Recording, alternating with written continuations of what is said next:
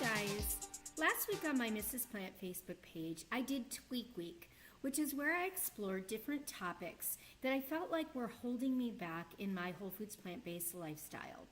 So what I decided to do on this channel is to take each one of the individual topics and discuss them in short videos so that you could kind of get a taste of what we did last week on the Facebook page. And also, if you haven't subscribed to my Facebook page, it's at facebook.com/Mrs. Plant in Texas. I explore lots of different topics related to the whole foods plant-based lifestyle. So today I'm going to be talking about grazing. Grazing has always been a behavior that I've struggled with throughout my life. So what is grazing? Well, grazing is when you eat small little things in between meals. So you might have your meal and then maybe an hour later you open up the pantry and, oh, I'll have a couple of crackers, or, I'll have this or that. And that's what I call grazing. So grazing for me caused problems because I was eating as much as a whole meal within all of those little grazing sessions, which added a lot of calories to my day. That behavior still was there even when I changed the food in my life. Sometimes you have to not only change the food, but change the behaviors in order to be successful. So what did I do to stop grazing?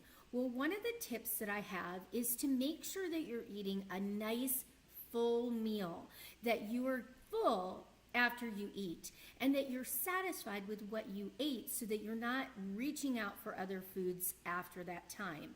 Also, you really have to do some self-talk. You have to remind yourself that you have another meal coming up.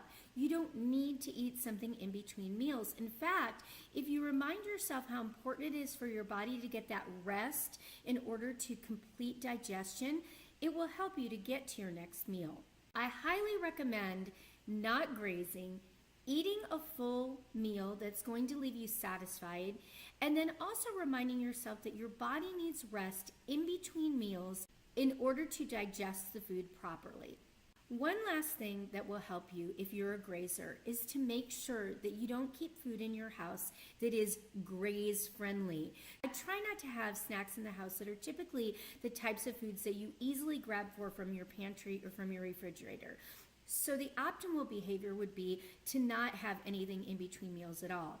But if you absolutely have to grab a snack, it's best to have a very, very low calorie dense food like some kind of fruit or some kind of raw vegetable. Stay tuned because I'm going to be sharing the other 6 behaviors that I explored during Tweak Week.